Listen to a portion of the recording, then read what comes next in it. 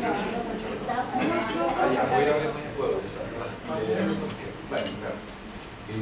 Bueno, en verdad lo que quiero yo hacer va a ser bien breve, porque en mi análisis tengo muchos puntos de coincidencia con lo que acaba de decir Roxana, y entonces tal vez voy a insistir en dos puntos. Uno, que esta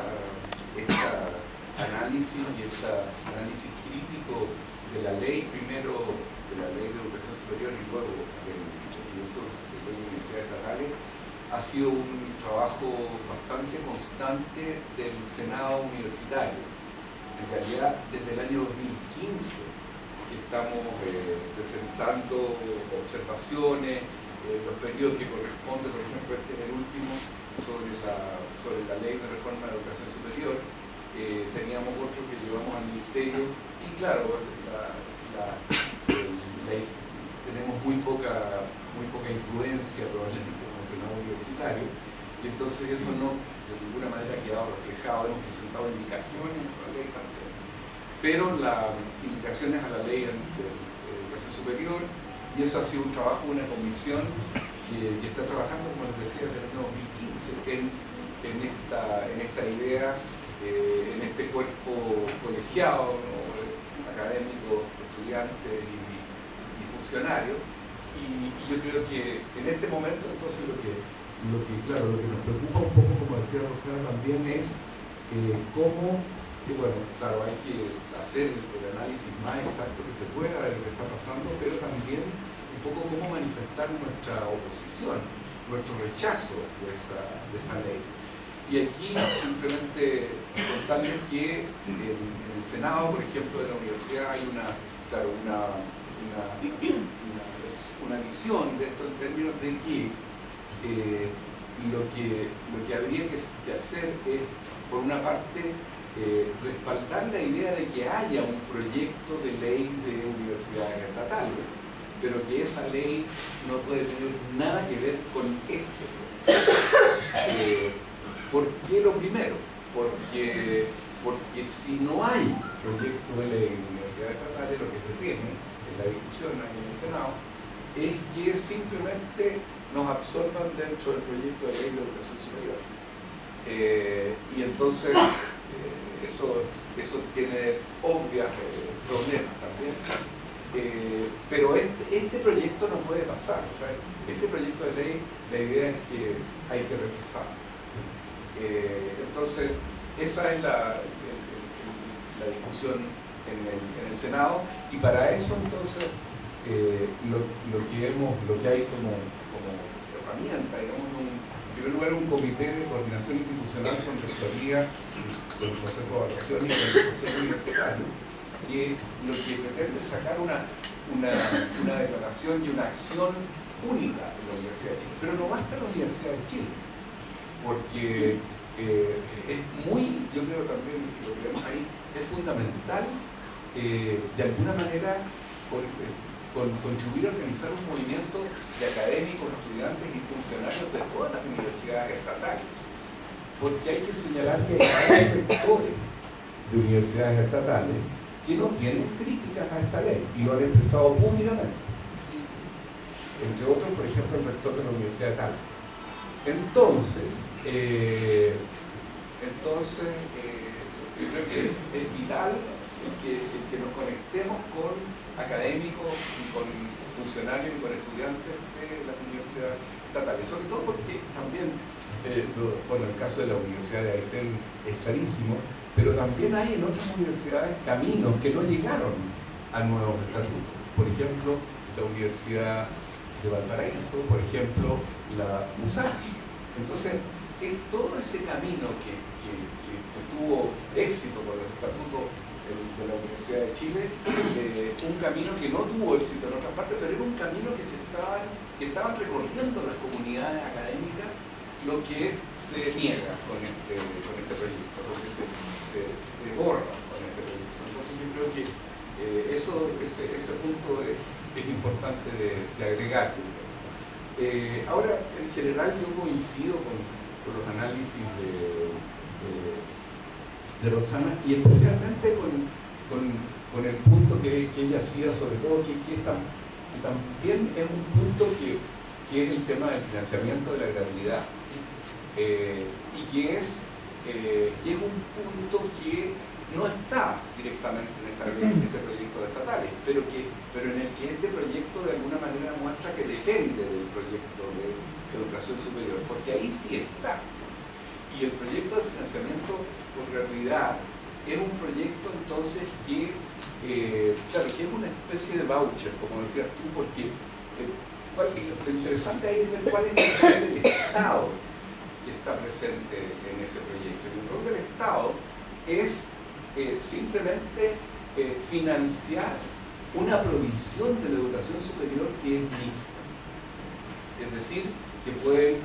ofrecer universidades estatales, universidades privadas que cumplan con una serie de requisitos de acreditación, por supuesto también de estudiantes de grupos más precarizados de la sociedad, pero a lo que puede entonces postular cualquier instituto que cumpla, un universitario o de educación superior que cumpla con estos requisitos. Ahora, eso es lo que de alguna manera ahí en la ley se prefigura como el papel y el significado de Estado en este momento. Y eso es importante porque si el Estado es simplemente proveedor y no digamos, no tiene un compromiso con sus instituciones propias para, por ejemplo, garantizar derechos sociales, la educación superior, etc., entonces lo que va a existir, o sea, lo que va a existir en Chile es, claro, es un voucher hasta cierto punto peor que el que existe en la educación secundaria, porque en la educación secundaria a nadie se le ha ocurrido que haya voucher también para el Range o para el Santiago College. Pero en este proyecto sí que puede haber voucher para la Universidad de los Andes, o para la Adolfo Ibáñez, o para cualquiera de las universidades, si es que, por supuesto, para ella es voluntario entrar a la gratuidad, y claro, tienen bien pocos estudiantes precarios, de condición precaria. Pero igual el financiamiento va hacia eso. Entonces, yo creo que eso es un punto muy central. El otro punto, claro, por supuesto, es el de la autonomía, porque el proyecto de gobierno de las universidades que se propone es simplemente digamos, de nuevo, desandar un camino que en vez de generalizar lo que se había avanzado en el movimiento académico, etcétera, se va hacia atrás.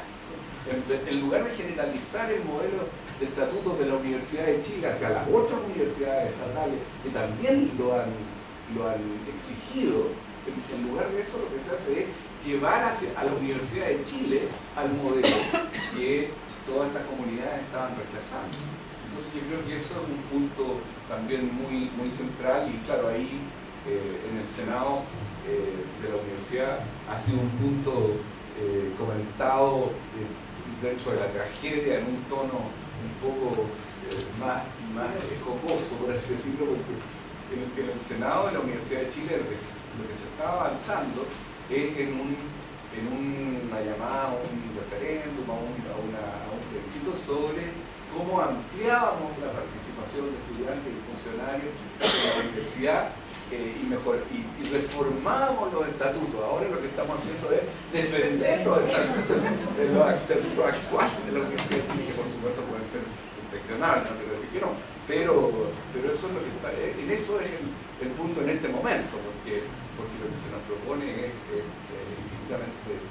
peor y no democrático. Entonces yo creo que el otro punto que hemos señalado con harta fuerza, bueno, por supuesto, es el punto de la precarización de los que ya lo han desarrollado Camila y Roxana, de la precarización de los funcionarios especialmente, pero también de los académicos, con esta apertura hacia los honorarios, subcontratos, etc. Entonces eso yo creo que es importante. Y un último punto, y aquí lo dejo para dar lugar a que conversemos, un último punto es que es importante que esta ley de universidades estatales es una ley de universidades estatales y quedan afuera los centros de formación técnica y los institutos profesionales. Entonces, eso también es importante porque de alguna manera yo creo que muestra un sesgo. Y un sesgo que para terminar apunta a imaginarse un poco qué es lo que se está buscando con este diseño. Y probablemente eso aparece un poco en la ley también, porque cuando se habla de la preocupación del Estado, del rol del Estado en relación con sus universidades, lo que señala el articulado de la ley es que este rol tiene que ver sobre todo con, digamos, con la excelencia, con el cuidado con la excelencia y la calidad de las instituciones de educación superior. Ese es el rol del Estado. Entonces, de eso uno sacaría ninguna reflexión sobre lo público, en fin, sino que ese es el Estado fundamental, el que está destacado. Entonces, lo único que uno tiene que pensar tal vez es que, claro, se está pensando en unas universidades estatales que sean como el paradigma de la calidad del resto del sistema, y bueno, y el resto del sistema entonces, y sobre todo de algunas universidades estatales, y el resto del sistema entonces un poco, sobre todo, digamos, entregado a las transacciones de tipo mercantil. Entonces, eso es, yo creo lo que yo destacaría de esta ley.